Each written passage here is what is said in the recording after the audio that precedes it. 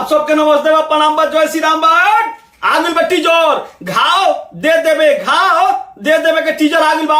हम एगो दोपहर में वीडियो डाल रहे हमें बतैले रही आप लोग के कि ग्लोबल म्यूजिक जंक्शन पर कभी भी घाव दे देवे के टीजर आ सकता और फाइनली 1-1.5 घंटा पहले टीजर आगिल बा। और कल सुबह 10 बजे आपके ये पूरा गाना सुने के मिली और ये गाना ना बवाल बा। और आप लोग से बता दी कि सैड सॉन्ग बिल्कुल ना होई। ये गाना बा भैया के जो एटीट्यूड देखल जाला, जो जानल जाला, वो फुल एटीट्यूड में गाना आप लोग को सुने के मिली। घाव दे देवे। बाकी जो थोड़ा सा वीडियो देखे के मिलल बा, वीडियो देख के और बेचैनी बढ़ गई बा, ये से कि वीडियो का क्वालिटी बहुत सुपर डुपर हिट लागता और ये गाना बहुत ज्यादा सुपर डुपर हिट हुई। तो आप लोग कितना इंतजार करते जा हमारा कमेंट बॉक्स में जरूर बताई जा।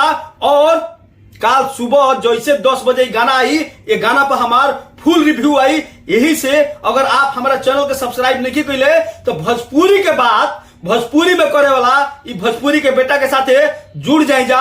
चैनल के सब्सक्राइब करके। वीडियो कैसा लागल लाइक कर दे, खराब लागल होई तो डिसलाइक कर दे।